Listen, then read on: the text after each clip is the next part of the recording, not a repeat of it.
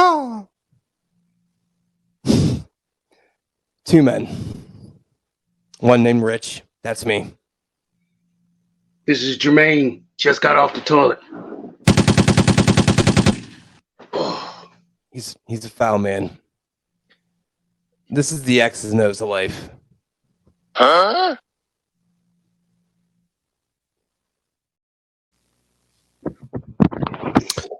Hey, man, that intro, it's like, you know how I say I just got off the toilet and then I make the noise like, oh. Right. I still to this day when I be getting off the toilet, if I make that noise, it just automatically triggers in my mind this little intro. I'm like, dang, I sound just like on the intro. Ugh. I mean, yeah, look. I mean, no one can see from your belly button down. So I mean, I know I could be doing this part in my drawers. Oh, you right. Straight Sports Center. Yeah. I mean, I did an interview today at work like that where, you know, I wasn't in my drawers, but I had on like jeans and I had on like pajamas. But like, because I knew that the interview was coming up, I took off my shirt, put on an undershirt, put on a dress shirt, not a dress shirt, but like a collared shirt or like a polo, yeah.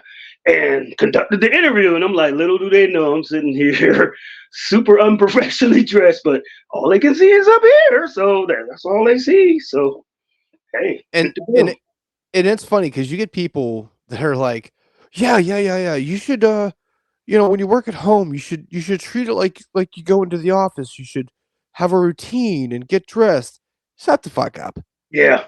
Shut up. I mean, even if you intend to do it, because I mean, I have done it. Like at first, my very first day of ever working from home, I did say, I want to be dressed as if, I mean, the only thing I didn't have on was shoes. I had on like some slippers or something, so some sandals or something. Not sandals, but what do you call them? Just house shoes, slippers, whatever you want to call them. But I still was dressed up. And then after a while, I'm like, what am I doing? And then, from that point on, it's like I'll be logging in my drawers. I have a pair of boxers on, no shirt on, to just listen. Come summertime, the AC is pumping. I'm in here in a beater, and my dick probably is out. Yeah. Yep. So understand when you're yelling at me, I'm doing like Dick Olympics to amuse myself. So like, and me, like I got this one bedroom, and I got my bathroom right here, so I can look right into the living room. Plenty of times I've been looking at my computer, see if I got an email from the bathroom. Like, hey, anybody do anything? You gotta do what you gotta do. I mean, yeah. I mean, it's grown on me. At first, I know my manager was like, oh, how come, you're like the only one that likes to work in the office? I'm like, I don't know. I'm just going to work is going to work to me. You know what I'm saying? I got so used to going to that call center that, boom, I just flip a switch. It's time to go to work. And then boom, I turn off that switch. Now it's time to go home. And I said, I never wanted to do both of them together because same here, man. Log off and be like, all right, I'm home. But yeah, after doing it, a lot more recently, especially during the wintertime, it's super, super, super dumb convenient. It's like, it's great. I mean, it's like, I see why, a lot of the people that have went home never returned. They're like, why? I mean, it's like, for me, it's like, I shave pretty much, I ain't gonna say it takes a whole hour, but I shave anywhere from 45 minutes to an hour just getting there and coming back. I mean, it's like, so that's one more hour I can lay and sleep in the bed. My dumb ass was like, it takes you an hour to shave? What the fuck? And then I realized what you were saying. I'm like, never mind. He doesn't mean shave. I'm talking about just getting ready, taking a shower, putting on clothes, catching the bus, getting down there. That's how many times I've woken up at 7:55 and been like, fuck, let me go get a cigarette and log in 5 minutes. Right. Yeah. Now, 10 minutes before, boom, I run over to that computer and, clock on and, well, not clock, there ain't no clock. I mean, like the way we indicate that we're there is we send out like a mass email to the floor. Hey, I'm on the floor for your assistance or some shit like that. But, that's cute. Yeah. I mean, he said it's cute. No, but I mean, just think about it. Okay. I usually set my alarm. I got to be at work at 12:30. I set my alarm for 10:30. I hit snooze a whole bunch of times to about at the very minimum 11. Take my shower and get to work by 12:30. When I'm working from home, my alarm is 12:15. So that's almost 2 extra hours of sleep, fuck around time, whatever you want to call it. So yeah. Yeah. I mean, look, I was in the same thing. I'm like, I don't know if I can trust myself. I don't want to have a bad day and then not be able to differentiate home and work. And then I started working at home. I'm like, oh, cool. I still hate my job, but I'm at home, so it's fine. Like, it doesn't make a difference. I'm not like looking at the wife like, oh, you fucking whore. Why did you fuck? Like, I'm not doing that. Like, I don't know why I was tripping out about that initially, and then I was like, oh, wait, this is glorious. Fuck Yeah. that place. And then, like you said, if you were at the job, you would have to get up, leave your desk, walk to the damn door, go outside, smoke your cigarette, come back in, and this is all not counting people you might see that you don't even want to talk to, that you have to talk to and give a fake how you doing and how's everything been going and all that fake shit. Oh yeah, I didn't do that. I was absolutely the person like, hey, how you doing? I would just walk away. I'm a you dick. can get away with that, but I'm a dick. Yeah. Yeah, me being in the management role, I had to fake like I cared, like, yep. Hey, yeah, how's your kids? I'm like, oh, that bullshit, all that fake, fabricated, confetti ass, stupid small I'll talk. take it. I'll go with it. Confetti. Fuck it. I'll roll with it. Confetti talk. For real. But yeah, man, it's just a lot more convenient. And, you get a little hungry and you're not quite hungry for lunch. You want a little snack, boom, you can run to your little refrigerator, run in your little cabinet. Goddamn right it is. When I first started, when this first happened, I was like, I immediately bought a mini fridge and never used it because I love wasting money. There is literally a mini fridge now in Tiff's office that is used as almost a little counter or not a counter, but like a little. So you had a little mini fridge in that room, huh? And you never used it. I think I used it for like a month, and it was probably counterproductive. I mean, it would have made you stiff. Like you need to get up and walk downstairs just to get a break away from the shit, Yeah, and it was like oddly shaped. It's a bigger mini fridge, but like the space inside it's kind of like the equivalent of whenever you get a bag of chips, like a bag of Lay's, and it's half filled. Yeah. That's kind of what it felt like. I'm like, where's the fucking rest of it? Like, is this thing like bulletproof and like multi-layered on the outside? Like, why is this? Where is the rest of it? So you basically, when you bought it, you was thinking like a fat person. Yeah. Then you realize you wasn't that fat. And you're like, dang, right. You're thinking lazily, not having to move and shit. And realize. Well, I also was thinking like this is gonna take away room. Like this will make me put my monsters in the fucking thing, and I can put like a few little yogurt things or whatever. But yeah, you're right. It's counterintuitive because why don't you just take the 50 steps from your room to the kitchen? It's not like you live in a mansion where it take a while to get to your kitchen. No, just a silly thing, but I mean, still, it's gonna be useful. We're gonna put it down because the coffee bar you helped me build, which once again, thank you for that, brother. We're gonna bring that when we were putting it together. You was like, yeah, let's break that open and take a look at it. I thought you was just gonna like look at it and then keep bullshitting, and then by May maybe you have it up. No, you was like, yeah, let's pull the pieces out. I was like, damn, this motherfucker really gonna put it together right here. Yeah.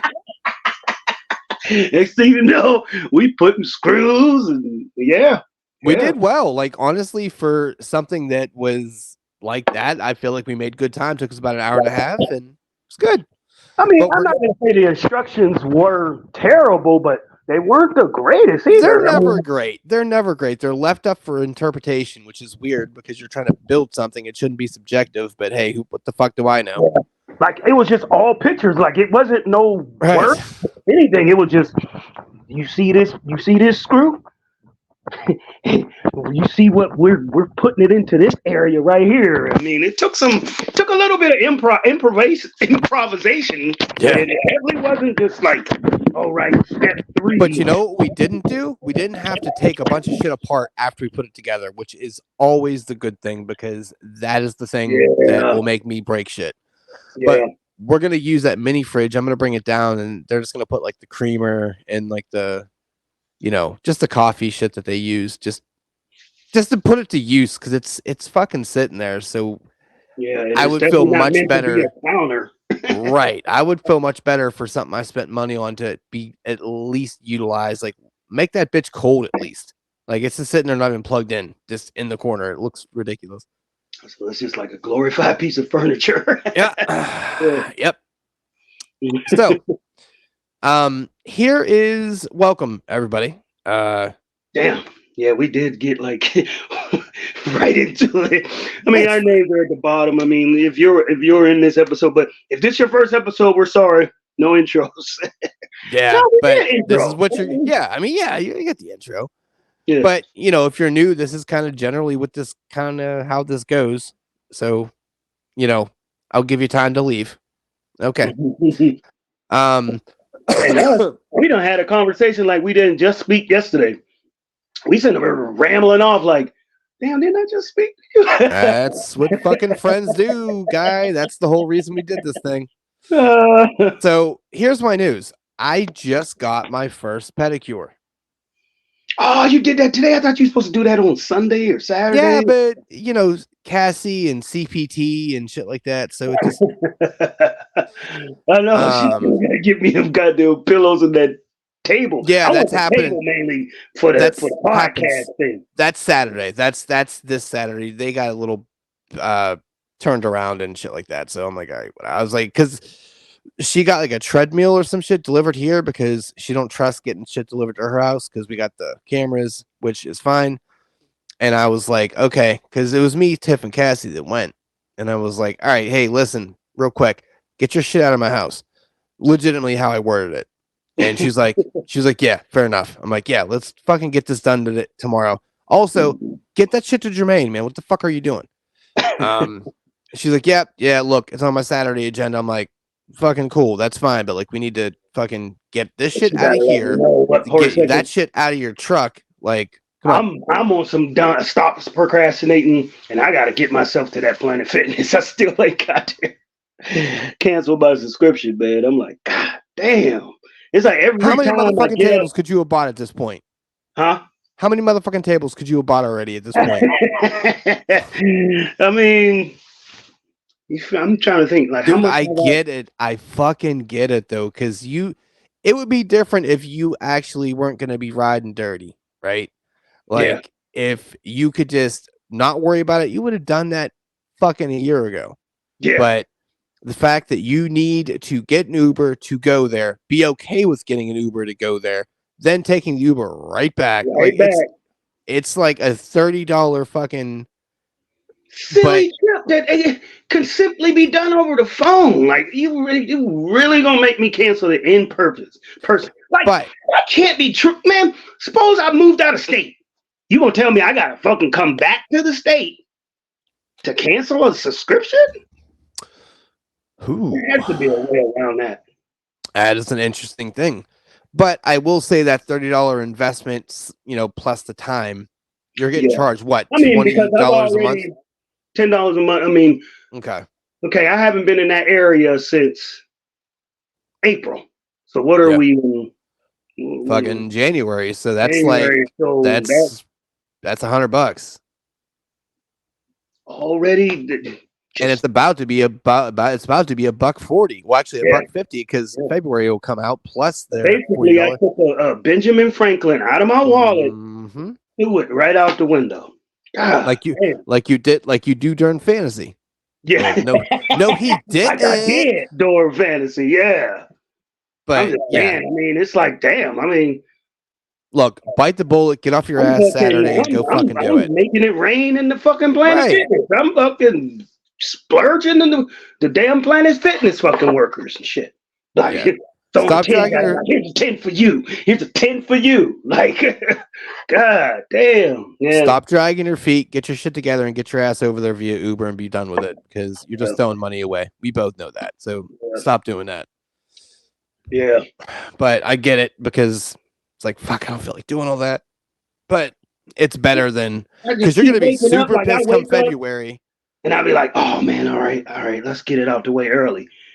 And then I sit there on the couch, and then and then here lately it's been NFL football on Saturday, and that just complicates it even more. It's like, well, here lately it's been Steeler games, and we all know you could easily turn your head. I can't. I gotta watch the train wreck. I will be watching Sunday. I will be watching. You got a little. I mean, it's like Mason Rudolph give you a little bit of hope. Like, okay, you got that Christmas magic, motherfucker. Yeah, it's like when Pickett was there, it was just like it was. Yeah. You knew it was a complete shit show, and I definitely know you don't like him. Like you don't despise him. I just don't like him because he's just too shifty, too quick to react to nothing that ain't there. It's almost like, somebody that, let's suppose a rock or something fell down on the ground and they jump like somebody got shot, and it's like, why are you overreacting like that? It's a fucking rock. That's how he is to me. He calls Hut, and next thing you know, he's jerking around. It's like he is trying to evade the ghost of Junior Seau. Like that's what he's doing. Like, he said Junior Seau. Dang, that is a blast from the past. Name drop, pick that shit up. Yeah. It's like he see a defender that just ain't there. It's like, what are you seeing? Like it's almost like he is seeing ghosts. Like, dang. Yeah. But yeah, Rudolph give me a little bit of hope. Not saying that, I got all the hope in the world we're gonna beat Buffalo, but they can be beat. They're not gonna beat Buffalo. It might be a close-ish game, but they're not beating Buffalo. All I gotta say is Buffalo ain't that impenetrable force that they were maybe 2-3 years ago. No, they're not. But we're also playing with a third-string quarterback. So I don't know. I feel like Josh Allen is going to be like, hold my fucking beer. Watch this. And he's going to have that Josh Allen game. I just think that, any team with a good tight end, they carve them up. And that Kincaid and Knox, that's who he's going to go to. Knocks their ass out. He might go to Gabe a little bit, that Shakur dude. Stop. We don't use his name in this house. But them tight ends, don't be surprised if each one of them especially without Watt, man. Without having Watt, good fucking luck, friends. Yeah. All right. Well, that's football. What are we doing here? Mm-hmm. All right. So, kind of the two topics of the day here, and one of these kind of came from last week's show, and I was starting to write things down. I'm gonna start doing that more as we record. If something pops in my head, I'm just gonna write it down because I got the notepad right down here. So, one of the things that kind of came out that was really kind of shocking. Anyone that's been a veteran listener of this show, I don't know why I said it all weird. A veteran listener, I don't know. Like I said it, but I was thinking of something else, and I was like, "Say your word, listener." That's English. Anyone that's been a vet listener here knows that we randomly. It started to be. It was just a silly. I don't know why this keeps happening. A random Chappelle show reference would get chucked in here. And it still happens, almost but any now situation in the world, anything we talk about, somehow shamelessly we plug it in, not even unconsciously. Like we don't even be trying. Like it's not like we go into every show and be like, all right, we're gonna get Chappelle in here. It just happens. Now there has been a few where I've shoehorned it in there, but but that proves how much a stamp that he has or has had on the fabric of pop culture, our lives, of our culture. It's like, I mean, if this dude, you can reference him almost in any situation, then I thought you got. This dude must have, he was really good at what he did. I mean, those 2 seasons, man. I don't think those 2 seasons of comedy that he dropped. I don't think there is no other person that can duplicate and Yeah, put that much funny shit into 2 seasons of especially your that's two funny. first seasons. Like Yeah, that's what I'm he talking about. just like that's the crazy part. You didn't even get like a lead in. You didn't have like the first season being like, well, it's kind of the pilot season. We'll Yeah, then see. you warmed up to the second. No, Nah, the he first went, season, the very first show, he started hitting hard right then and there. Like he hit the he went, ground running. he went pelvis deep Yeah,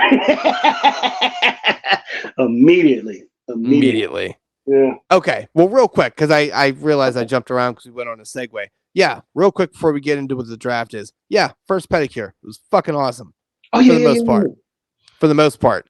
Now, Yeah. Ticklish. obviously, listen, man. So yeah, uh, um, He said he tried to dance around and was like, yeah. yeah, It yeah, was. yeah, yeah. So they got this little like cheese grater looking motherfucker, right, to get all the dry skin off you. Yeah, yeah, yeah. Yeah. So fucking first of all, gross, fucking gross. An embarrassing amount of dry skin. We're not going to talk about it. Just don't go to Olive Garden for a while. Like Parmesan. um, Oh yeah. yeah, Damn. fucking gross. Thanks, diabetes, dick. So, listen, it was really nice, man. Like they give you like a rub down. They fucking put all these nice, like they put I got a gel one for like $55. You put your foot in this shit that turns into like a smoothie or like a slushy, but it's warm. Fucking weird. Damn. Oh man, I'm telling you what, man, it was a weird experience, but Sean Watson, did you get the thumb put in your booty? I mean, it was more like a fist, but that was my private business. You Thanks ain't for got a Deshaun Watson done. Dang. listen, man. Um, if you've never done it, do it Yeah. once. It's a nice experience. Like I don't even think I think I got something that was similar to a manicure, but it yeah. wasn't a full blown. But it was like a little drill, and they go and they get in the areas that you just neglect Yeah, for your they get whole your life. cuticles and shit. Yeah, they like Listen, man, you be like, oh shit. not to be too gross, but like my shit was like calloused and like I had like straight up lizard feet, like to the point where I couldn't feel a lot of stuff on my foot. Like no bullshit. Ooh. Right. Yeah, you said And you Godzilla feet? motherfucking brontosaurus up, motherfucker. Yay, yay. And yeah, she just got to scraping and scrubbing, and my little footsie is fucking flailing like a fish out of water because I'm like, oh, tickly, don't do it, stop, I don't like it, but I'm like, don't stop. So, When they seen your feet, did they put on a hazmat suit? Like, oh shit. listen, they started speaking their fucking gibberish, and I'm like, oh yeah, yeah. They brought Oh, up so this it was of the Asian kind. a fucking course. Who else has these places? There's some you can find that might have an occasional, American or a couple You mean like the American. white guy that works at the weave store? Yeah, shut the fuck up. Um,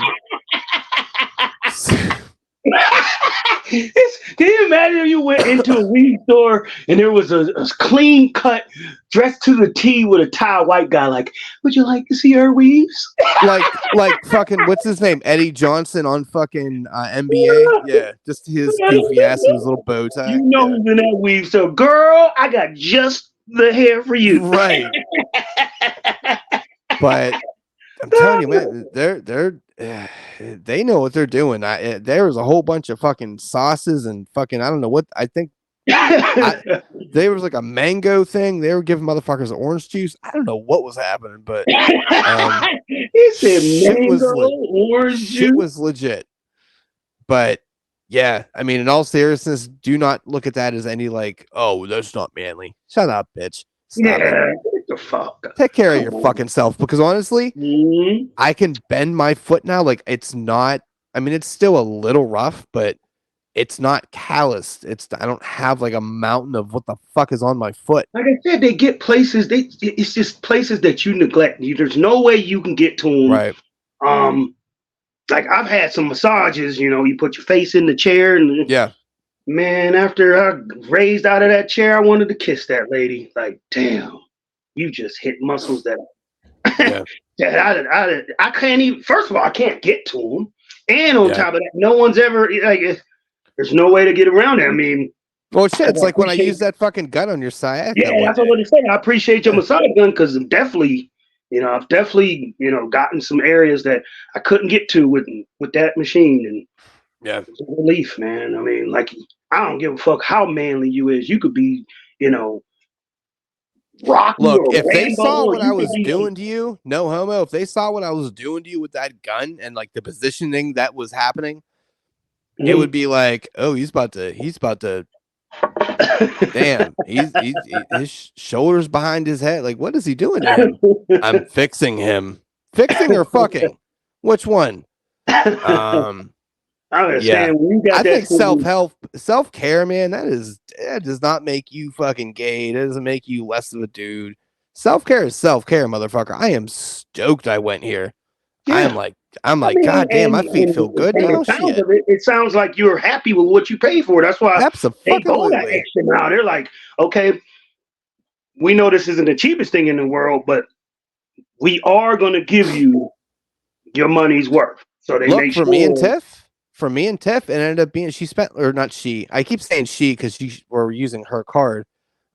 It's our money because we're both on the account. I'm actually just set that up today where I'm getting a card in the mail so I can actually, do that stuff too. But 200 bucks for two people.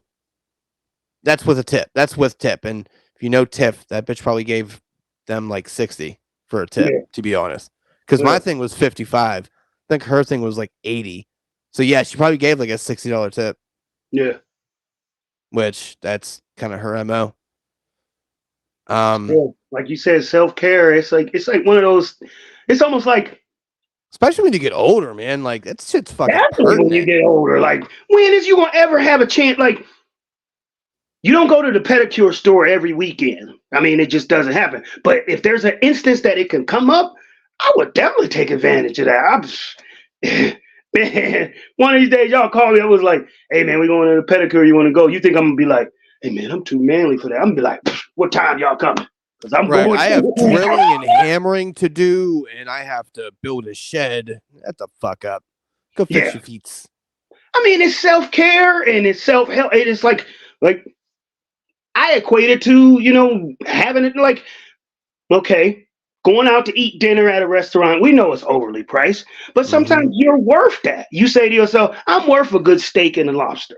You know what I mean? So you go and you spend extra money to have a better meal. I mean, it's treating yourself. Like, what's wrong with treating yourself? Yeah. I mean, just like with anything good or bad, moderation is key. So, yeah. I mean, eh. So that was fun, man. I suggest that another little piece of news here. I swear to God, we have a fucking topic. I promise you. Apparently, and I've always wanted to kind of do this, but Tiff kind of blew her load here and asked me a few things about days I can get off, when I can get off. So my birthday is in May, and apparently, what we're doing now is we're going to go to Boston for a week. And why that's cool for me is I've always wanted to go to Fenway Park. It Oh, is okay. on like a bucket list for me. It's like a historical landmark. It just has seen so many cool things. I just love it. So I'm pretty excited. We're going to do that. And then we're just going to kind of hang around and check out like Boston Harbor and maybe like saunter down to Salem, kind of see some creepy witch shit. No reason But Boston to me, it just comes off as a racist thing to me. So, oh yeah. yeah. It is. Absolutely Yeah, is. I mean, just the way the people carry themselves. Even you can even see it breed out in the player, like the New England Patriots and all of. They just got a crazy arrogance about themselves, and it's like definitely a racist feel. So, Oh yeah, and it's been like that Tiff. for years. So yeah, that's not on my list to go. Yeah. I'm gonna make Tiff play. I'm gonna put her in whiteface, so it'll be fine. Don't worry about He said white face. it. It'll be fine. No, and yeah, and it's so funny you said that because she said the same goddamn thing, and I'm like, she's like, yeah, I guess kind of all the Irish Catholics are not really too keen on folks of color there, so I'm like, No, they're not. cool. Mm-mm. Um, And like I so said, and it permeates through their sports teams and just the way. And even though the sports teams they're not from native of Boston, but right, being that they've been there a while, I you mean, are the you can company you see it keep, in man. the way Tom Brady acted, the way Julian Edelman used to act, the way Wes Welker used to act. It was just like, and you could the way Teddy Bruschi and them used to act. You could just see it. It's like I don't know. It seemed like their mentality was for the black players on those New England Super Bowl teams. It seemed like the mantra was, don't get too cute. They would just do your job. Like it was almost, and Bill Belichick, he definitely, you know, laid that message You out. mean Uncle Bill wasn't? He didn't own anyone back in the day. Like Oh, I they don't didn't know. want to. Yeah, they don't want to be cute. Don't try to do no flash. Don't even dance when you get in the end zone. It just gave a feel of do your job, nigger, and let's win these championships. And it was just Jesus Christ! like, All and right. it was just like it seemed like everybody bought in. It was just like okay, I mean, Well, unfortunately, when you start winning, it's like, yeah, stay over there, boy. yeah, Yeah. like do your job, shut the fuck up, and go home. And that was the mantra. That's the Patriot way. Yeah. Don't try to get too flashy. Don't get too cute. You got to roll. I got to roll. Let's all do this shit together. Win a championship and get the fuck out of here. That's just the way it seemed like it rolled. So I will say, at least in baseball, even though majority of the black folks or blackish toned folks, whatever you want to call it, on the Red Sox, they are Dominican. It is what it is. But like you think of historically, at least in the last 10, 15 years, the big names have been black folks or blackish looking folks. I don't have a good way to put that. Darkly complected bastard. Yeah, the pigment impaired folks. But the city of no, Boston seemed actually, to pigment embrace. impaired would be the other way. That's white. Shut the fuck up! Don't poke holes in this, all right? I realized that when I said impaired. this, I'm like hoping Too you're much dumb enough to go with it. pigment. Pigment heavy. Silly. Pigment have like anti-pigment fucking whatever. The fucking darkies. No. Yeah. But the Boston rallied around. I mean, because really, from afar, if you look at mostly anybody with a pigment from afar, I think the general public is going to be like, yeah, you go in that group, which is sad. But also, anyone that's ever watched baseball before should realize that most black folks you see aren't really black folks. So, and it can, yeah. I mean, yeah. Enrique Gonzalez Hernandez Fernando is not the same as what's the fucking. percentage you think is now? I mean, they have taken over the sport. So You mean they motherfucker? They created that. They didn't create it, but it's no, I'm just saying, like, vastly. as far as the races go, what's your percentage? Oh, it's Dominican. Oh, it's absolutely Dominican. Then Give me a percentage number. You think percentage of what to what though? Like what like of the Dominican to black? whole Major League Baseball? Yeah, how many percentage of the whole league you think is Dominican, black, white, Chinese, whatever you want to call it? I don't think there's no Hawaiians in baseball, is it? There's a few, but not anything really noteworthy. So I would say Dominican is probably 60%. 60. Mexican is probably about 25. I mean, there's not enough Japanese to really kind of put out there. Yeah, that's I mean, probably unless you're talking about Seattle, and Seattle, you always have a few Japanese folks. Otani and one other. Yeah, Like I mean, 1%. I would then say 7.5 black, 7.5 white. I think So that math checks I out. think it's more white that Um, than black. I don't know, man, because I can't think of it. Well, yeah, Like, so if you say what's the name is 60, and then Dominican, you don't separate Dominican from straight Mexican. So you're saying 60, Dominican 60, Mexican 25. 25. So that's 85, right? Yeah, So I would say 10% is white. That's 95. and 5 No, black.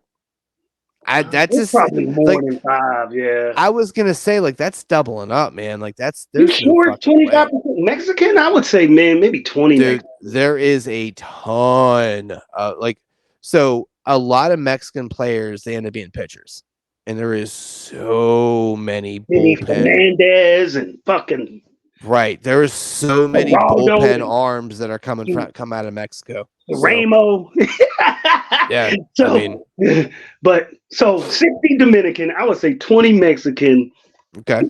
Still, what did we say? 60, 20, and I mean, then you can do like 10, 10 white, I would go 11. I mean, 8. if you it can't. It's not a huge fucking difference, man. I think there's more. I I think it's got to be fucking even because honestly, there are a lot of shitty white guys that play baseball, and there's a lot of shitty black guys that play baseball. So there are a few superstars that pop out, but generally speaking, it's going to be from a foreign land. Those superstars. It just is what it is. I don't know why. It just fucking is what it is. So And then you got that one unicorn like Otani or whatever shit, that come man. out of nowhere. Like, what does he do so well? Like, I don't. I mean, I'm not trying to get a sports lesson here, but why is he getting paid so much money? Like, what does he So do? he is an amazing pitcher and an amazing hitter. But he's So never won a chip, right? He's never won anything. no, but he's played on a shitty team. But the Yeah, fact that the last person to ever actually do that successfully was Babe Ruth, it's kind of a big fucking deal. And he is, yeah, because most pitchers can't hit, right? yeah, right. But he is that hitter that could win like a triple crown, which triple crown. If you don't know, that's hitting the most home runs in the league, the highest average, and the most runs batted in. He could absolutely do that and also win the Cy Young Award, which is the best pitcher in baseball.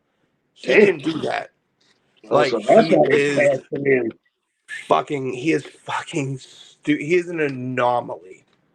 It is gross. Give me a comparison to a football player like that, what, like Lamar or something. I don't think there even could be one. I mean, because it's such a weird skill set. I mean, he would be Like Lamar, I mean okay. Lamar is probably the closest. Like even he can run, he can pass, but he can't play So defense or nothing like that. So it's it crazy. would be like think back into like college where they have like two-way players. Yeah, yeah. Like And Deion Sanders. yes, I would say Okay. think of Deion Sanders playing cornerback, but then also playing wide receiver with JJ's skill set. Okay. Like that's kind of like the That's best way to put it, crazy. where it's like you can't fucking get it. Because here's the thing, like because pitchers don't have to hit anymore. Yeah, You can because have they that's what's called a pitch hitter or whatever. They well, only hit for the pitcher because it's their turn in the rotation or whatever, right? right, but they took the need for pitching for pitchers to stop hitting. They took that out of the game about 2 years ago. So every team now Oh, has a so they don't designated. even put them in the lineup and like try to force them to do it anymore. No, but the thing is, you want him in. Like he's the guy that'll hit in the four spot. He's your cleanup hitter. Like it, it is. He almost won the MVP 2 years ago. Um, he was on his way to win the MVP this year, but then he got hurt. It's he's going to go down as, I wouldn't say he's going to go down as one of the best ever, but I wouldn't bat an eye if he did. If he Okay. didn't, like it's. Yeah, I don't want to keep talking about sports. I'm sorry for ruining it. Hey, I wanted to find out what's all like. Why is he getting paid all this money? What can he do that's so great? But thanks for explaining It's that to me. honest to God, it's what the list is easier to say what he can't do. Like it is, because he can play the outfield too. Like he can do. Oh God, it's fucking disgusting. Like it's honest to God like a cheat code. He is honest to God a cheat code. Okay. All right. Anyway, we're only 40 minutes in. We haven't talked about shit yet. So Oh shit. so we'll do the topic I want to talk about. It doesn't have to be super super deep because you said you didn't have a ton of kind of thing for it, so it's more of a cathartic thing for me, Okay. and it's kind of letting everybody into my personal life because I don't know, it's just kind of what I've done. This has been a bit of a, like, you had your cathartic moments earlier in the year, and this is kind of mine. So me and Tiff hit a skid, and it was basically because both of us forgot that, like, it kind of became like we weren't friends, you know.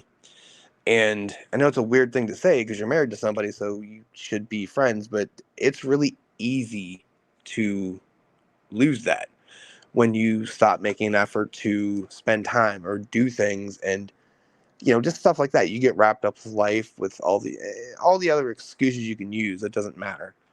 But basically, it just kind of came down to, she made a kind of a list, and she wanted me to make a list too of, let's kind of let's realign our expectations, which basically was saying, like, hey, look, let's make more realistic expectations for what this relationship's going to be. And she laid them out, and it didn't feel great. It felt bad. It looked bad. It was kind of like, Did you feel it was accusatory? Like, did you feel like um, you were being accused of something? Like, maybe you didn't. Like, did she open your eyes to something that you were doing, and you like, dang, you accusing me of doing this? Or, well, I mean, yes and no, but it was rightfully, it was it was correct. It nothing that was wasn't false. Like, you didn't. It right. wasn't nothing you didn't agree to. But Right, because I stopped kind of, spending time with her. It was more like we were playing house, and we just didn't take an interest in each other and what we were doing. We were just going through kind of the motions. So I was kind of like, "Fuck that. We're not doing this. We're not going to do this. I need to reevaluate what I'm doing here because, see, y'all have taken a major step just even realizing yeah, y'all fell yeah, out of touch. Because a lot of couples don't even reach the point. It's almost like an addict that doesn't realize they're addicted to something. So just recognizing there's a problem is half the battle. I mean, that is an accomplishment in itself because I know in relationships, like you said, life comes at you, and then you go from being friends to being misery partners. I Like mean, it y'all became are roommate. We partners were roommates, together, man. We were huh? roommates. We were roommates. That's what it became. We were at the Like point where we're roommates. all y'all did was share bad moments and got through hard times, and that's definitely where it got on mine. It was just like Yeah. Well, all we did luckily, was go through fucked up situation after fucked up situation, and just was happy to get through it. luckily we didn't have to go through that. It was more of a just kind of an emptiness. Like like it almost like we were losing the connection. So, the fact that, I mean, because you've been around us and like plenty enough. I mean, you've probably seen our relationship more than any of my friends. Um, so you see how we interact, and and all that, and not to tout it up and, put it on a mantle, but I think we have a pretty fucking great relationship. Like it Unique like meshes no well. other. But Yeah. y'all make it work. I mean, yeah. But there was that underlying missing the point of we're not really friends. Like so we changed that. And I took the reins on it because I felt very guilty about it because there have been times where she'll put it out there like, "Hey, you want to hang out?" I'm like, "No, I'm all fucking set. I'm good." And over some like, "Oh no, I'm gonna watch this game or whatever. I'm gonna watch the Pens or whatever." But in all actuality, I dedicated my life to this woman, right? And by no means should a fucking Penguin game, like if you just step back and look at the commitment you made and the commitment to watching a team that, funny enough, football reference that I'm not making any money on. You ain't getting shit. You ain't even getting a residual of shit. You ain't getting nothing. Yeah. So Whether they win every night, would it satisfaction? I mean, like, right, like satisfaction at the behest of the wife feeling alone, and it was never a fact that she didn't feel loved. She knew she was loved, but she just didn't feel like she was liked, is probably the best way to put it. So I had a bit of a come to Jesus meeting here, and I'm not putting all the onus on me. I'm just taking my side because she's not here to speak on her side. yeah. You don't want to speak on her. I mean, like, you can speak on her behalf, but you don't want to fully like give a, damn. You don't want to give a full blown Commentary or opinion something. or something of somebody else. Yeah, that's like So talking about somebody that's not in the room. But remember what I told you when you brought this subject up was, what is a friendship to you? What is a relationship, and what's the difference between the two, in your opinion? well, let me finish this one little tidbit, and I'll segue into that because that kind of works out really well. So, Okay. short story here to this.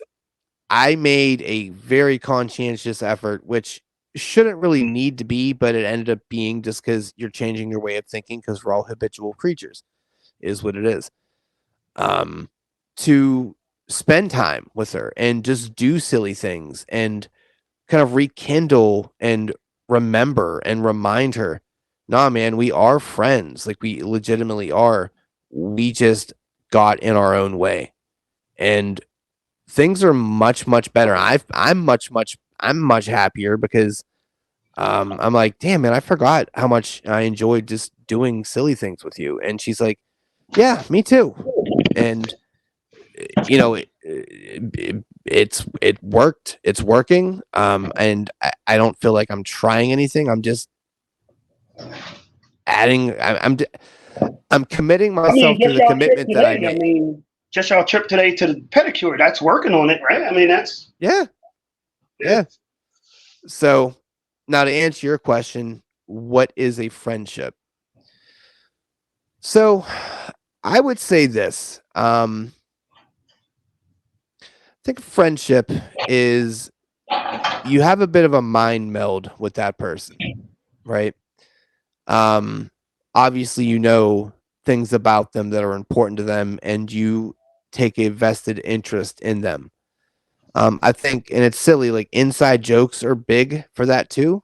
Just little like, wink, wink, nod, nod, things like as we have our Chappelle show thing, right? That's not yeah. an inside joke per se, but it's a special thing that we kind But it's of one of like. those things that if we were in a social setting, me and you together, and one of us made a reference to it, There you and go. the rest of the crowd don't know about it, but we do. We That's do. a special moment. It's like, Yes. okay, only he gets me, or only you would have got that joke. It's an Right. inside joke. Okay, okay. That's perfect. That's exactly It's exactly what I was going for. When you kind of meld that into like a relationship, like an intimate relationship, I think, and I've done this before. I think it's easy to kind of almost bypass because those feels like those are little steps in order to get to that big kind of crescendo that's the top of the steps. And I think it's easy to say, okay, well now I'm on the big step. I don't need to pay attention to the little steps. But those little steps are the reason you were able to get to that big Those are step. the big steps. Yeah, that's a And good thing. and I think it's really simple, obviously, because you don't have to have the best or the worst relationship to lose kind of a friendship. I mean, like I said, me and Tiff got a great relationship, but we just forgot to be friends for a while. And it became a thing where I became oblivious to it, which is an embarrassing thing to say, but I'm not gonna lie about it. I became oblivious to it, and she had this underlying sadness and this underlying desire Well, because sometimes in relationships, the friendship falls out the window because you start taking stuff for granted. Like, I yep, mean, you expect it to happen as opposed to, when people go on the first dates and they try to impress such and such, and then yep, all the stuff you did to impress and make this person like you feel that you don't have to jump through those hoops no more because you're like, hey, I put a ring on it, and you supposed to do this shit now. yeah, Meanwhile, you lost track of the little nuances that made them fall in love with you in the first place. Yeah. yeah. And it is a common trap, and thank God for Tiff to nut up and say, hey, look, here's the situation. She's like, I love you with all of me, but we need to figure out new expectations of this. And once she said that, I was like, look, your expectations sound very much like you're pushing me away. She's like, no, I mean, it's just kind of like I just need to temper my expectations because if I keep striving for these other things that aren't happening, I'm just letting myself down. And I'm like, the things that you want are fucking simple. And it was embarrassing because I'm like, God damn, like, why? Like, you're letting all of these other things get in the way of the person that it's not like I have to travel to fucking, Newcastle Yeah. It's not to like you. Here I am plugging a Chappelle reference. It's not like you got to go across the bridge and get a sugar cookie. You right. know. Making the fucking band. Good one. He said, "Sugar cookie man." Dylon, you fucking Dylon. Oh shit. I'm looking forward to this draft. But yeah, I mean, the kind of quick update. I mean, things are much, much better. And you kind of slowed it down and you appreciate what's in front of you. Yeah, I got 3 podcasts I run. Yeah, fair enough. I have a full-time job. Right. I have a house to fucking handle. Yeah, that's fine. But I mean, I got the kids too, but fuck them bitches. I don't care. You got a sweater to prove it. Fuck them Yeah, kids. yeah, for sure. Sure do. But the I person didn't that even break that out on Christmas. I thought you would have it on. yeah, I should. Well, no, 60 fucking degrees. So yeah, no, I'm not wearing a hoodie. Yeah, you're mine. Oh yeah, it was warm. Yeah. Ridiculously warm around. You're lucky I was wearing a fucking pants. Yeah.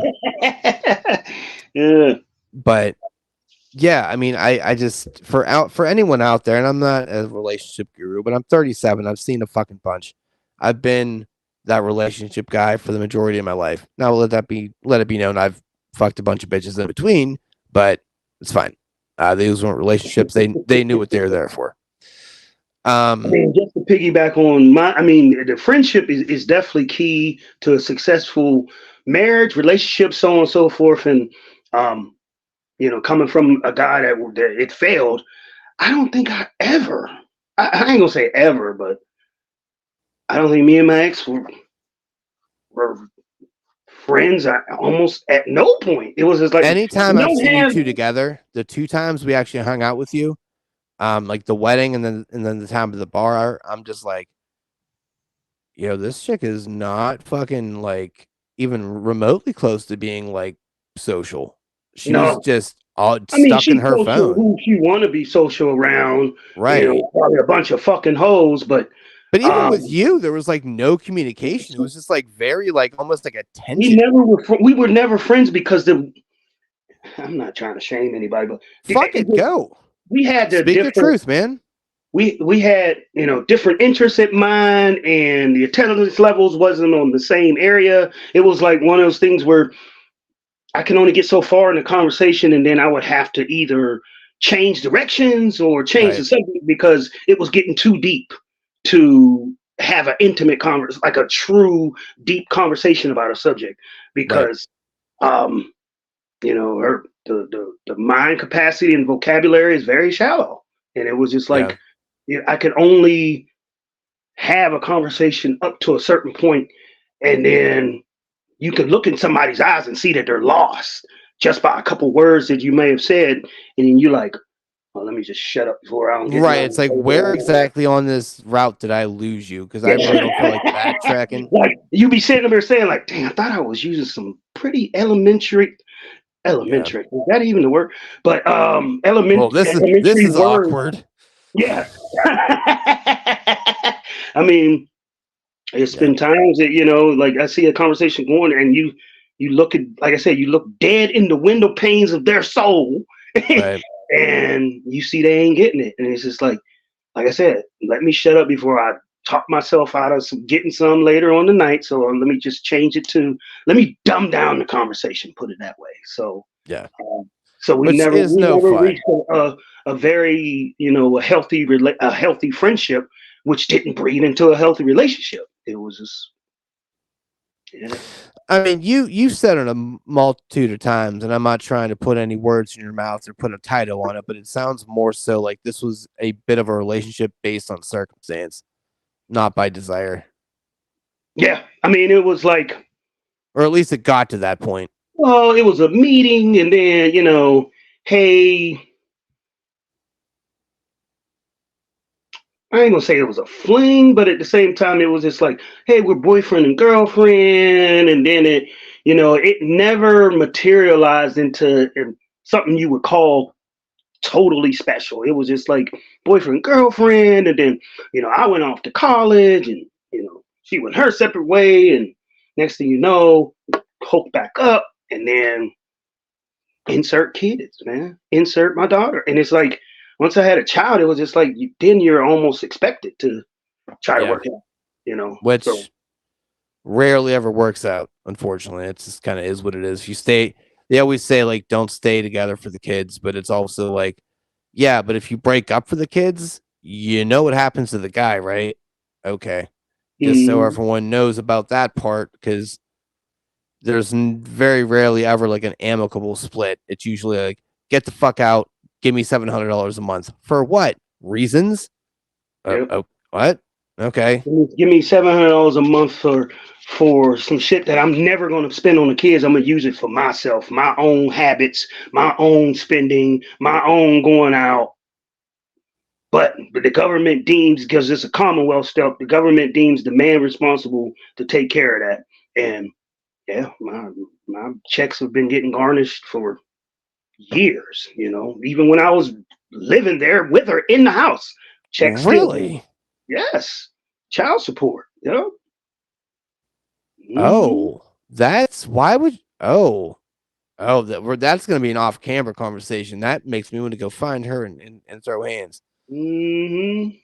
Ooh. I like the past. I want to say since my son was born, took me to domestics. Yeah. But you were, yeah, and yeah, that's gonna be a conversation in person for another day, so I can hit Yeah. those. Okay. We don't have to have that on camera, but yeah. Mm, Mm-hmm. ooh, they will never find her. I'm just telling you. Don't worry about it. Yeah. Golly. But Well, yeah, my life is a shit show, man. It's been going on for quite some time. Jesus. You know, I walk and talk. You couldn't see that at said job. I walk and talk, and I compartmentalize everything and compress it in and keep strutting. That's what I do. Oof. Well, now Yeah, I'm sorry. let's. Damn, I just destroyed everything. No, but I'm just telling you, No, I just can't a believe that. Like friendship. the fucking audacity of her. Like that is some ballsy bullshit. The friendship is paramount. That is Yeah. imperative for a relationship to work out. So, yeah, man. Like I said, I have an experience where oh, we're friends, and then we just friends that happen to fall in love. That's Yeah. probably the best way to go. But no, there wasn't no friendship. It was. That's kind of how it happened. The first and second time, to be honest with you, because I've double dipped with Tiff. So did the first time, was not mature enough to kind of deal with all the real life things that were happening, and kind of had us take our separate ways, and spent 10 years growing up together, or growing up away from each other, and a bit of an happenstance kind of thing. And like she said something, she was talking to me about her current husband, which was an absolute fucking cunt. Just a cunt in the word of the cunt. Just a terrible person. Really should have fucking shot him, to be fully honest. he like thinking about it now, like I should have shot that motherfucker. Oh, listen, the shit he did to her.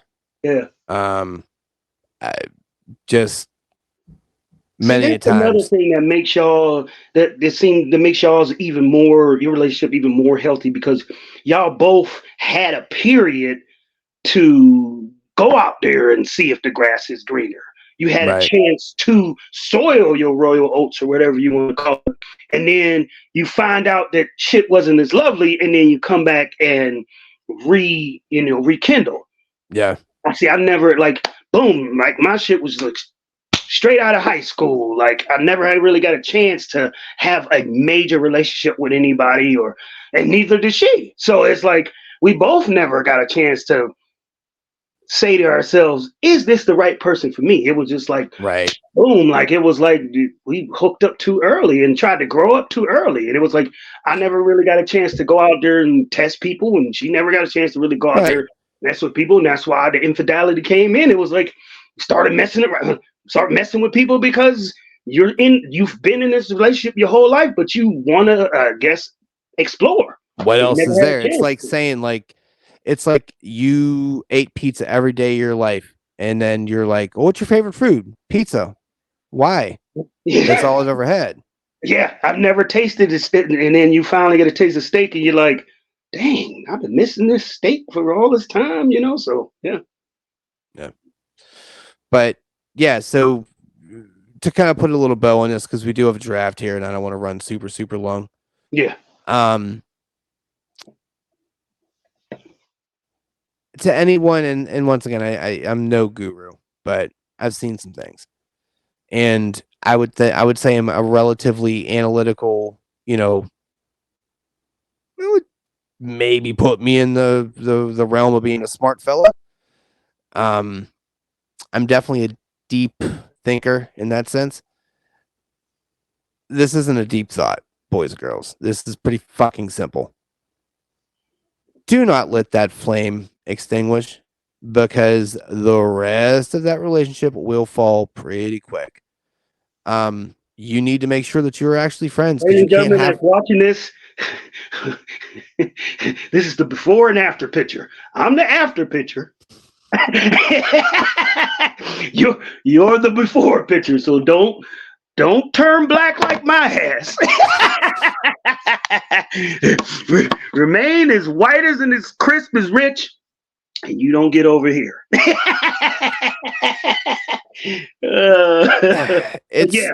I mean, what it's I'm going through is just, the yeah. result of letting the flame extinguish. I mean, like it is the before and after. I mean, I know it sounds like a joke, but it's lightweight true. Yeah, and with that being said, though, as well, it's not always the worst thing because you know, I think you can probably attest to that at this point too, where probably a good thing that extinguished. But um, yeah, I mean, I think communication is so big, so important, and any relationship, whether it be intimate or a friendship, if you're not communicating, what do you really have? That's got to be the foundation of your house. You don't build your house on fucking nothing. You need to have something to base something off of. Communication and being able to have that conversation with some people at said job led to, you and whoever else thought that we were messing with. But it was truly for the communicate. It was like, this is the talks and the communication I can't have at home because the Who are you conversation gonna can only fucking get talk so to? far. Right. Yeah, I mean, you can only talk to yourself into your self-conscious for so long. I mean, you want to talk to somebody that actually understands what you're saying and they either agree with you, even if they disagree with you. I like a healthy argument as long as it's Yes. healthy and it's intelligent. Like, I seen none of that at the crib. Yeah. So, yeah. And that's tough. Look, there are there are many times Tiff will go on her tangents. I'm like, Mama, listen, you and your $5 words can fuck on off. You need to. But no, sometimes she gets really, technical. I'm like, Mama, I don't do your fucking job. Like, you gotta, like, you can't just say, like, she'll say, hey, come look at this. I'm like, okay. Like, what do you think? Bitch, what am I looking at? I don't fucking know what this is. And it's like 4 charts, all like an Excel spreadsheet. I'm like, I don't fucking know what I'm looking at. Yeah. Like, I don't know if I can tell you it's bad or it's good. I'm like, that's a nice color you chose for the one graph. Like, pastel blue, huh? can't go wrong. But but anyone that is potentially wondering or maybe struggling or too proud, because I think that probably is usually the case. Talk to your partner. Like, make sure you guys are still good, because if you really care about that person, you don't want to lose them. You don't. It's life getting in the way is not worth leaving the person that you potentially dedicated to live their life with. It seems a little kind of hypocritical. You can always make those of time. you You're that never do too busy want to for the lose, person. those of you that do want to lose the person you're with, by all means, keep doing what you're doing. or have the conversation. No, that's the other part. Have that conversation. Rip the Band-Aid off. Because all that's going to do is prolong the pain for both people. Yeah. You just got more years invested in something that was unhealthy to begin with. Yeah. That's definitely up my alley, where it was like, we did recognize a long time ago that it wasn't going nowhere, but for convenience and mainly the kids and all, just continued to make each other miserable until it hit a crescendo. Right. And all things considered, not to put your business out there, and this will be the last thing about this, and we'll get into our fun draft so we can stop being fucking miserable pricks.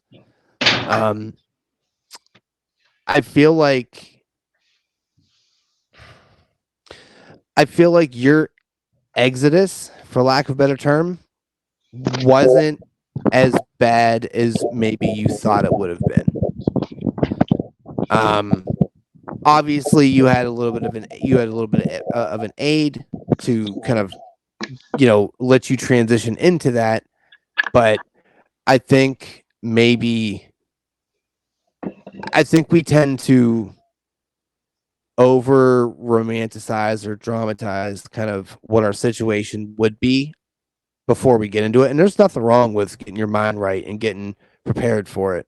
But I don't know what you thought about, because I'm quite sure that during that process, before you even, all that stuff happened, you probably fantasized about getting the fuck out, getting your place, and just being like, cool, I'm good.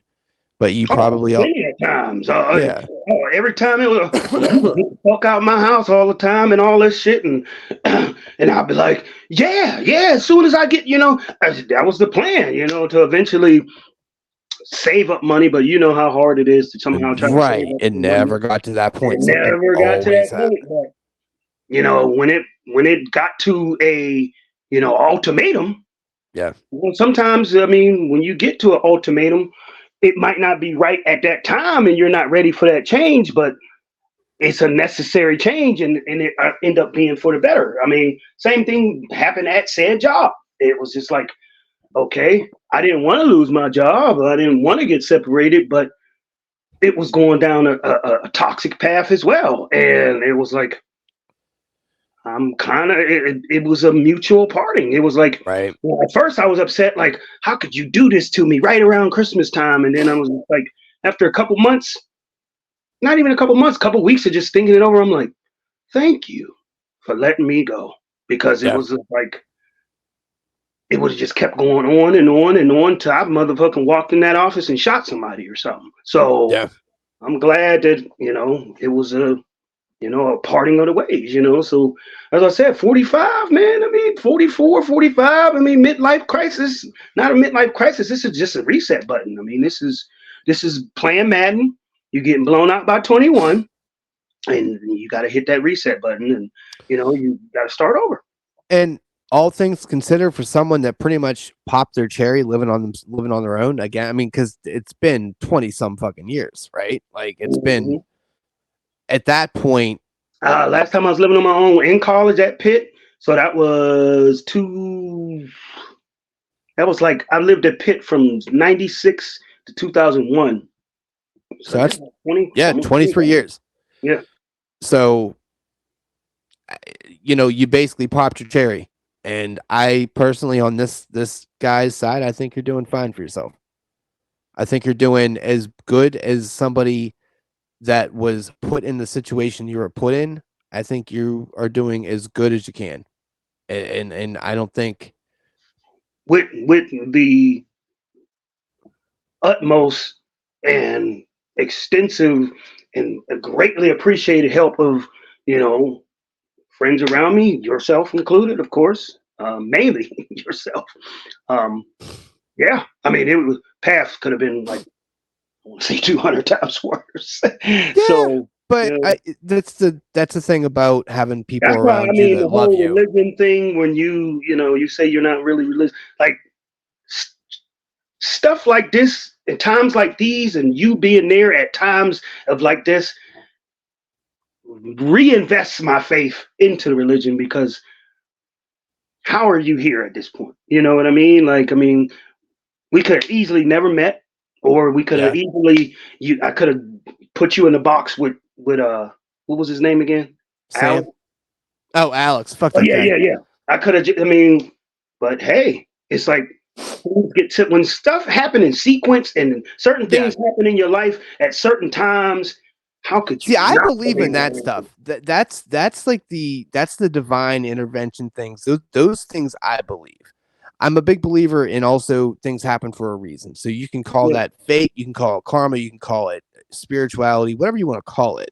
yeah, Things don't happen that coincidentally. yeah. I That's mean, kind of it's not a random coincidence. That's where I'm getting at. I mean, I don't want to go too far down the religious path, but like, it's not a coincidence. This is not a flip of the coin, and all the help you were able to provide to me just happened. No. Mm-mm. There's steps that go into that. Things that's yeah. being set up in the background. You have no idea it's happening, and then But it you know happens. what? Also with that though, it that definitely comes into with the trust that you built over the years. If I'm not going to put anything out there or anything like that because it's your business, but certain things that happened, there is a pretty large amount of trust that has to be put into someone for that to be a completely acceptable thing. And for that person on the other end, i.e., me, to not even bat an eye at that, not even to give it a second thought, that is a lot. if not all due to you and what you provide as a person and just your general energy and aura and all the hippie shit that happens that you put off.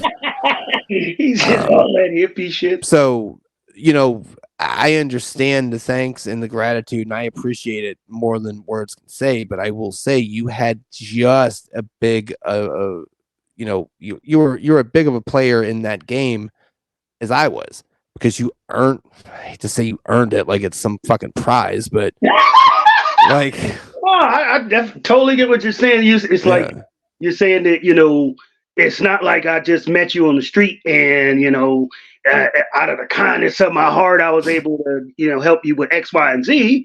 right. You're saying that through the experiences and the times and just building up a friendship. That is a friendship, and to allow for you to be generous in certain areas or and to be able to have a This is so trusted like individual. ambiguous and weird. It's like walking on eggshells. It's so funny. No, I mean it's I don't know. I mean It's like said company. Fucking that's another quotation that we can put on a shirt. It's funny. I would rock that too. Sad You company. got said company and fucking eligibles. Absolutely. All right. Well, listen. Love your partner, man. And if you don't love your partner and you don't like your partner, get the fuck out. Have a conversation. I don't care if it's hard. Life's hard, and you will feel better, and your partner will feel better. Whether it's And a good sometimes you conversation gotta or a bad accept conversation. Honesty sucks sometimes, but sometimes you got to accept change. I mean, like you said, we're creatures of habit, and yeah. no one wants to make a change. But sometimes change is good for the. I mean, stupid analogy. You're driving down a certain road. You know this road. You know this is where it leads. Someone forces you to tells you that there's a fork in the road. You got to either make this right. It's time to make this right. You might if somebody told you when you made that right at the end of that road, you're going to be way better off than if you would have kept going down that straight road. It might be hard. You might by making that right. You might be hard. You might get lost. It might be some trials and some tribulations. But trust at the end of that other road that you're not familiar with is going to be better for you in the long run. If you and whoever said partner are not getting along, yeah, it's time to make that change and just suck it up and know that Look, it's only better. I had a kid with Tiff. She started, and then once again, a brand new kid. Things get in the way, and time and attention's not being spent. Somebody catches her eye, and it ends up being a thing where it's like, yeah, look, this isn't gonna work. I don't feel the way I felt about you that I used to, so we can't do this anymore. It sucks, it hurts, but in the long run, in hindsight, when you look back, you're like, yeah, I would rather you do that than to string me along, because I had the ex before Tiffany round two did that shit, and um, I hope her tits fall off. So just but Fall off like a just fucking gumdrop or a spice drop. right, just All right like on the ground. it's right, like you just dropped your purse and your titty just falls off. People be walking past, you be like, "Could you stop? Excuse me, I need to pick up my Like, kitty." ma'am, you dropped your titty. uh, But but so that fell off. She saw somebody. They ended up getting married. It wasn't like the next day or anything. It was just like a fucking period time. And consequently, she ended up fucking divorcing him and marrying me. So there's a lot of shit in between there, but that's like the condensed, you know, five layer sandwich there. So don't be afraid to have those conversations, and doesn't mean you're gonna get back together, but sometimes it doesn't mean you're going to break up either. Like, we just had the conversation and we are much, much better for it. We realize what we were doing to each other and Yeah, not because that doing to each other. conversation, either that conversation is going to lead down a path of y'all making changes that y'all are probably going to be better off doing, or Right. it's going to rekindle or respark and makes you sit back and ask, what are we doing? You know, Right. Are we and wasting we each need to other's do time or something. what? Yeah, we need to repair this thing. So, if anything, there's nothing. I ain't gonna say there's nothing bad that can come out of that conversation, but most likely it's gonna help either or. It's either gonna help y'all get closer, or it's gonna help y'all solidify the And separation. to add to that too, you know what? One of the things that came out of that conversation, what we're doing now, and it's not a New Year's resolution because fuck that noise. We're not those people. We are every month we are making each of us we're making an individual goal and we're making a collective goal, and that way it allows us to work on ourselves and do things like that are better that make us better people, and then also doing something collectively, whether it be relationship wise or financially or something like that, but it's something collectively that we're doing because you can't be like a collective unit if you don't give a shit about yourself. So you should maybe fucking better yourself because, one of you are going to die before the other one, probably. So plan ahead. But yeah. Unless y'all both get shot in the carjacking at the same time. I mean, yeah, listen. I'm laughing like that wasn't morbid as hell. But I mean, do you know who you're talking to? Come on. I ain't talking about for you. I know I can go to the deepest of the darkest barrels of the earth, motherfucker, and it still ain't dark enough for your ass. So Nope. I'm talking Nope. about the fans that might be on here and somebody that's listening. But Well, hopefully this isn't your first time because it gets a lot worse. All right. we can go underneath the earth core with your darkness. Mm-hmm. Mm-hmm. All right. So speaking of darkness, uh, fucking thank you, Charlie Murphy.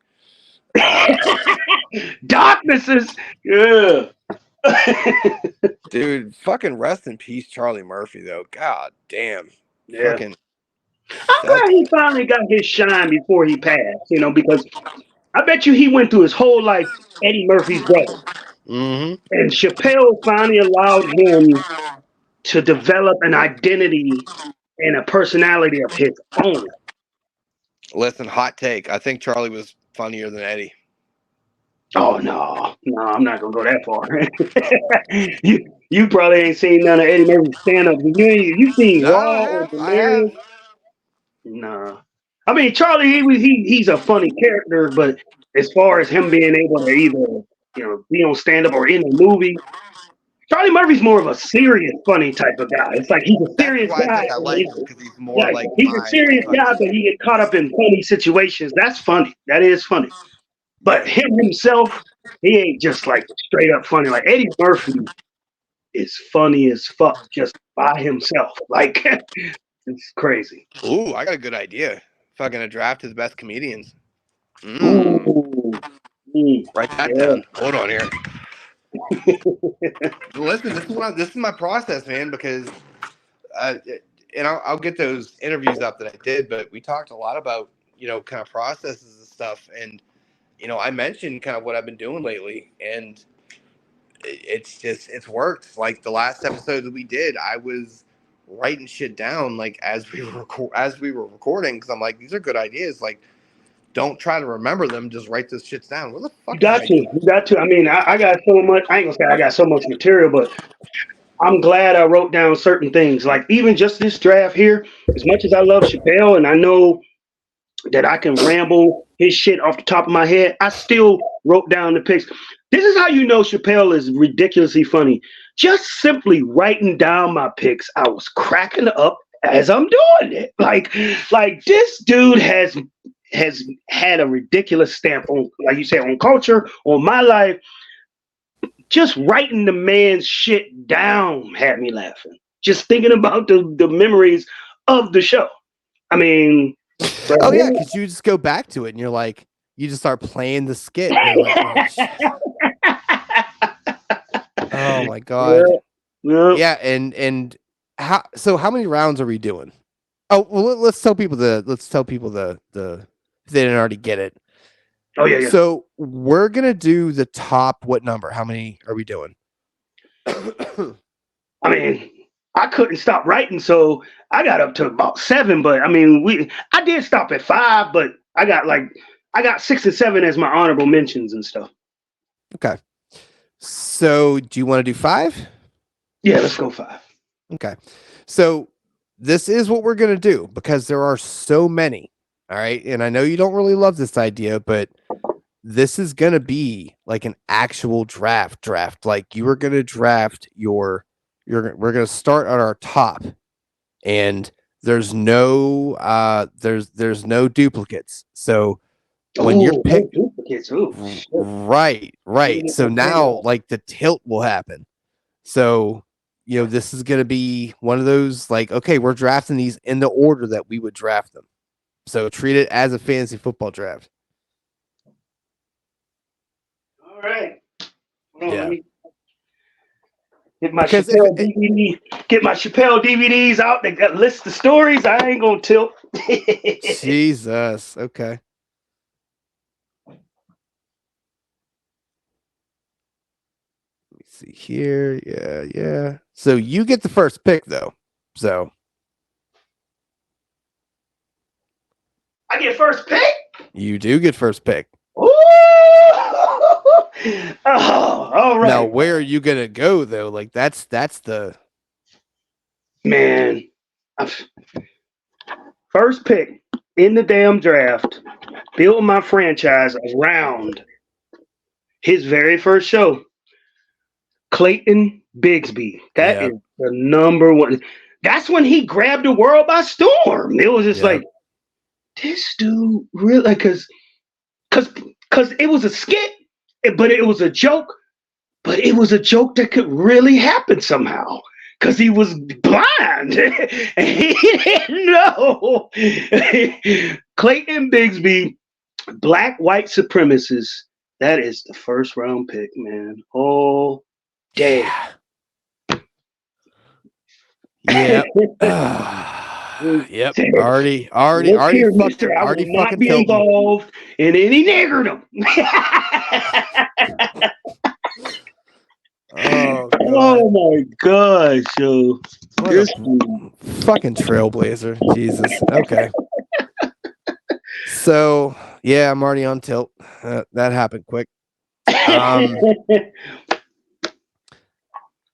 gonna go with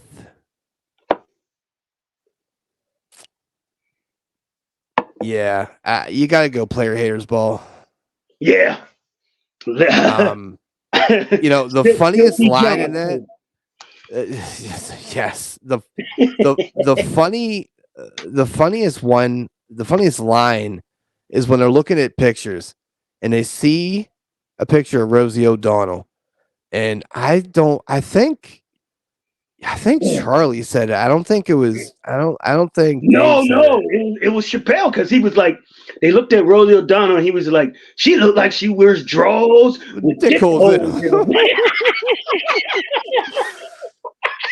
Dumbest fucking. It didn't even make sense, but I'm like, fucking, it does make sense.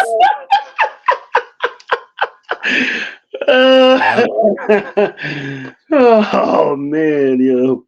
Yep. That dude is hilarious. My second pick,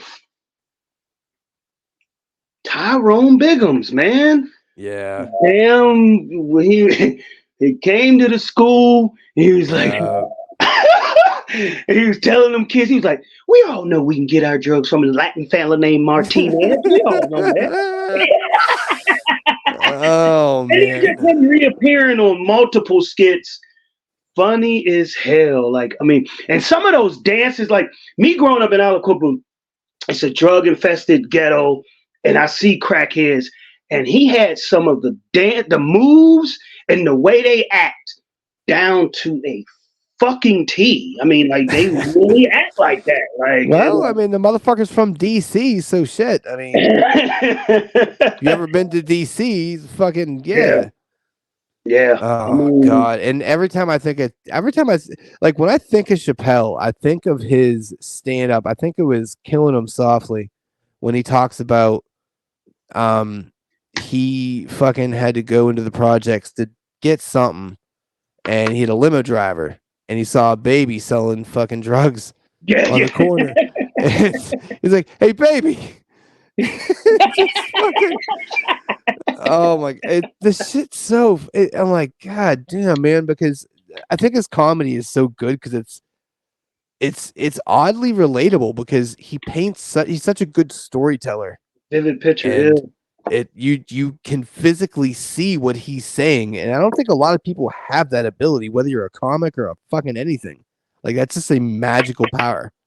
I mean, just back in the day when I was younger. I mean, when you seen Half Baked, you knew that movie was funny, but I had no Yeah, idea he was on this level of funny. Like I yeah, didn't know he was this funny just from yeah. that movie. You know, God, God, Mary Jane was fucking delicious though. wasn't she? Golly. Holy hell! I'm surprised she as an actress she didn't play in more gigs because she was a good-looking actress. Fucking good looking. Fuck good looking. She was a yeah, He said yum. delicious. Mary Jane was. Delicious. Yep. Yep. Oof. He said, I got some booty. I got some booty. Yeah. She was hot. Definitely dope. Hmm. Yeah. All right. Let me make another pick so I don't like start, I don't know, we gonna bust a nut in your pants. for real. God, Jesus. All right. So yeah. Because I forget his name, but speaking of half baked, it's a great little segue. I'm going pop copy. Oh, the pop copy when he was like that was the first episode too. He was like, why? Because Because fuck 'em, fuck man. him. That's why. And then the one white dude, she was like, yeah, I need to. He was like, sister, I gotta go take a shit. Yeah. Oh, that's fucking Michael Rappaport. Yeah, yeah. Yeah. But then the fucking Mexican dude, I forget his name. He's like, I hey, I'm don't the know his manager, B. name, yo. But that's the one dude who was Funny like, as hell. on Half Baked, he was like, fuck him, you cool, fuck you. I'm out.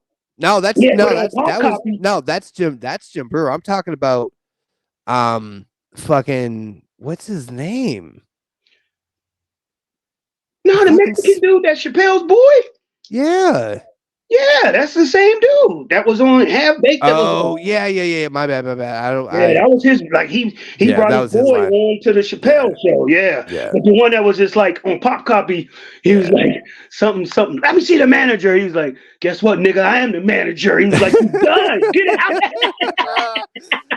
Oh, it's so funny. Oh man, Oh man. that's the wrap it up Oh, dude too. He was like, yo, Chappelle, wrap that shit up, B. And then he was talking to yes. the judge. He was like, you better wrap that gavel up, B.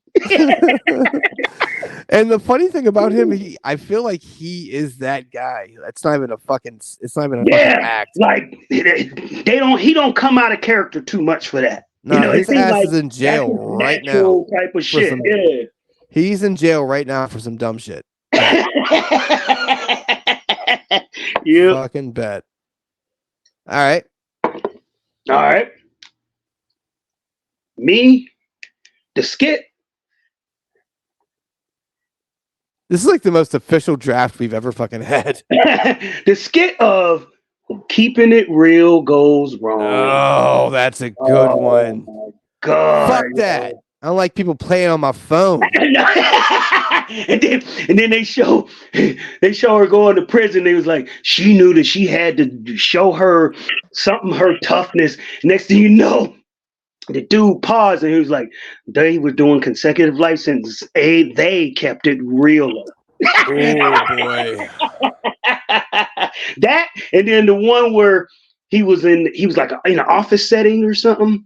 Like it was Chappelle himself in the office setting, and the white guy was like, "Man, give me a high five." And he said, Dave could have just went on and just gave him a high five, but he decided to keep it real. And he was like, fuck that. He was like, man, get your hand out my motherfucking face.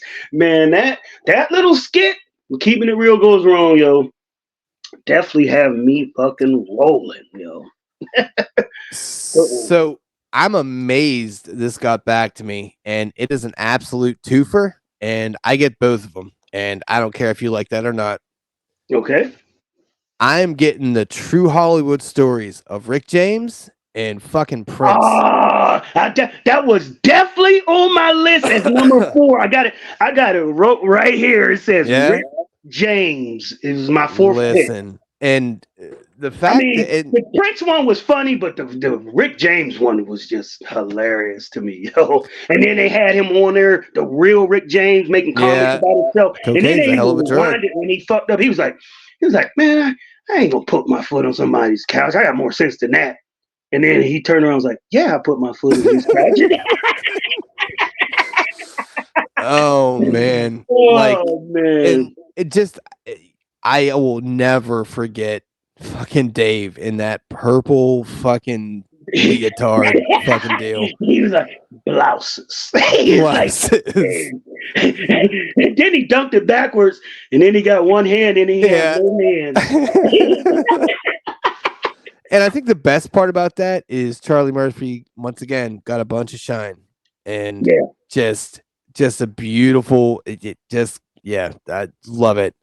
Oh, God, I got so fucking many. God damn, we may need to go more than 5. Yeah. So you already took one of my picks, so that's 3. Just Rick James. My 5th pick. Well, 3rd pick. 4th pick. I mean, is it? No, I said Clayton Bigsby. Yeah. Tyrone Biggums. Yeah. Keeping It Real Goes Wrong. Yeah. And then here's my 4th one. Oh shit. Okay. It's fine. Great moments in hookup.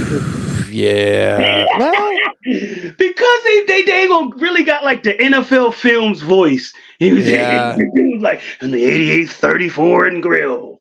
And he made it seem like it was like the gridiron, like a straight up greatest moment in history, yo. Just a couple of those great moments in hookup history, yo. That was not my favorite, but yeah, I'm glad you didn't take one of my picks. All right. The racial draft.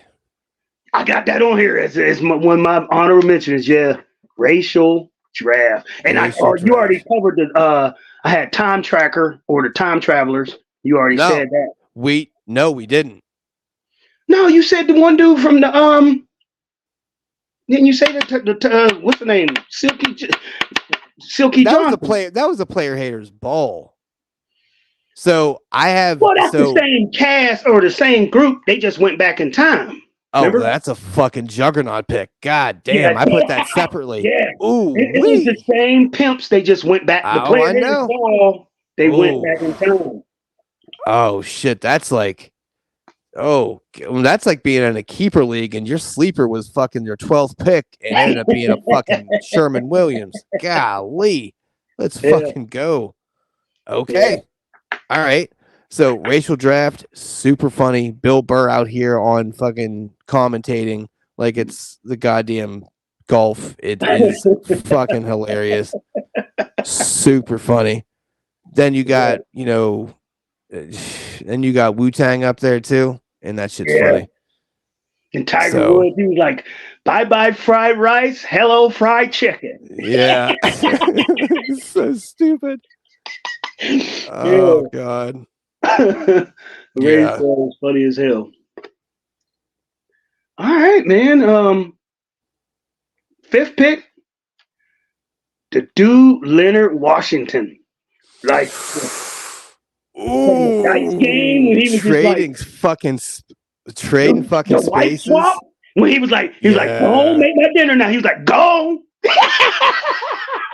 He fucking finds the dildo and he's like, what is this, a fucking lightsaber? Yeah. Yup, the wife swap, and then on the dice game with Ashley Larry. Fuck you, man. Get butt naked. And he was like, first of all, I want you to check your tone. He's like, I'm Leonard Washington. I don't give a next to nobody. And then he shot him in his leg, and as he was getting carried out, he's like, your mama ain't shit. Yep, that's a good one. Leonard Washington, man. Because I definitely had World Series of Dice on here. Yep. Yeah. Oh man.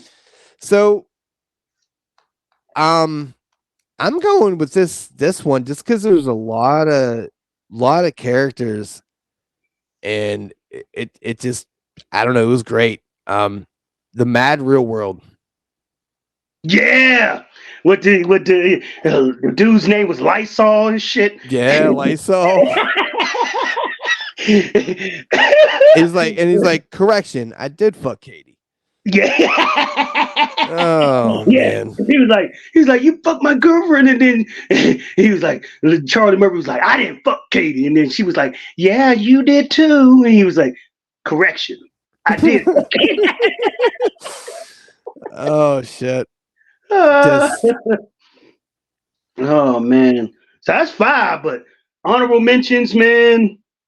Black people getting their reparations. Yeah, I thought about that one. Home stenographer. Huh? Home stenographer. Yeah. A lot of those little small, like the home stenographer and that wrap it up button and shit like that. Oh, don't forget about the Samuel L. Jackson beer. It'll get you drunk. He was like, haven't you heard my movies? He's like, why are you yelling at me? He's like, this is the way I talk.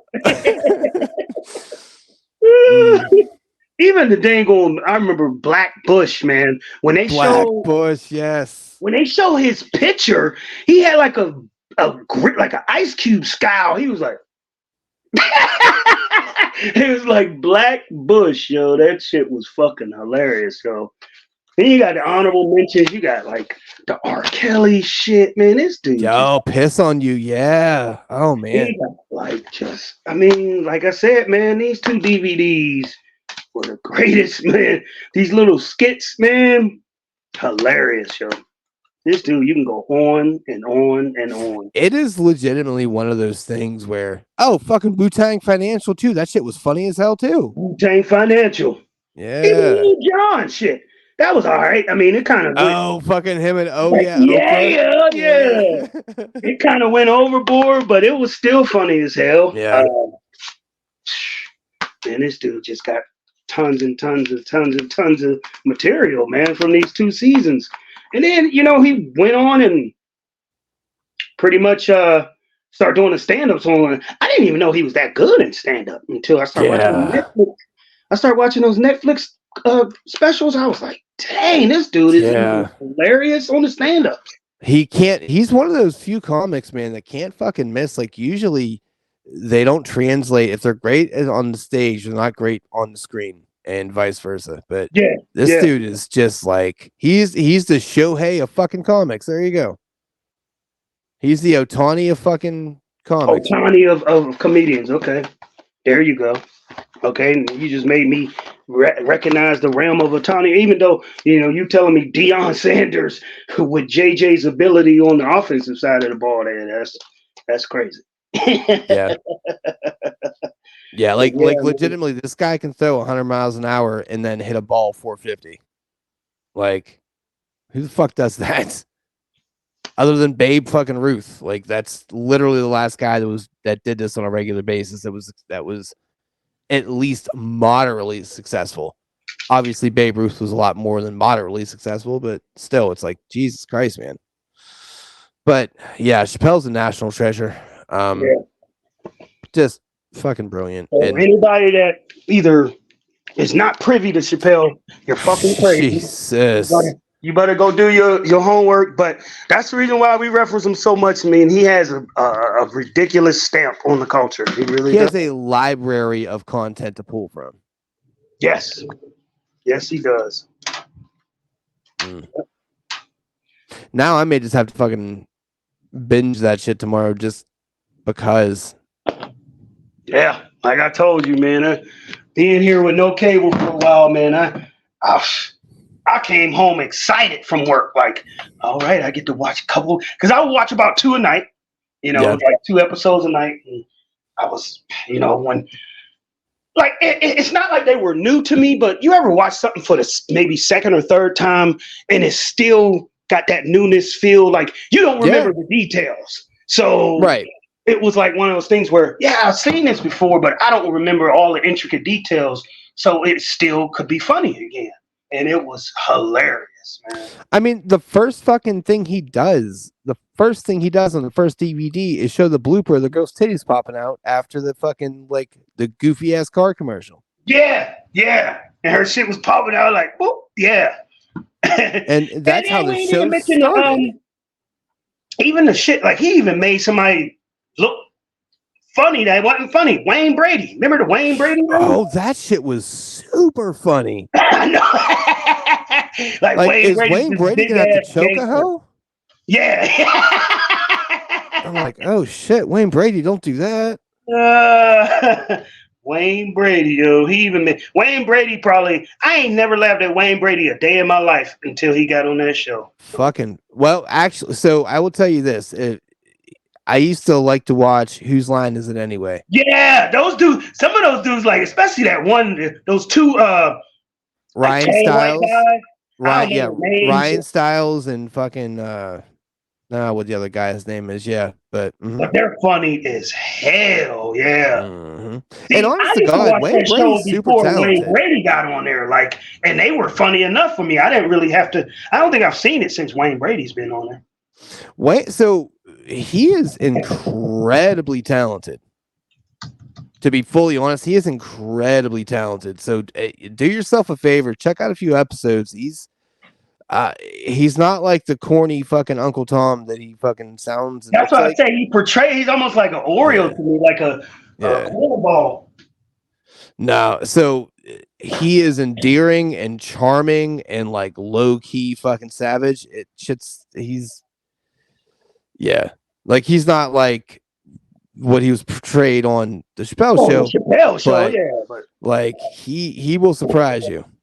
But I mean, I would definitely make sure you're doing the episodes with Drew Carey hosting. Don't do like the Anisha. I think her name is Anisha or something like that. I fucking know. But she's this big, tall broad that's moderately attractive. Oh, okay. I haven't really watched too many of those, but I feel like they're watered down. Before they were like really kind of not vicious, but they're a little more.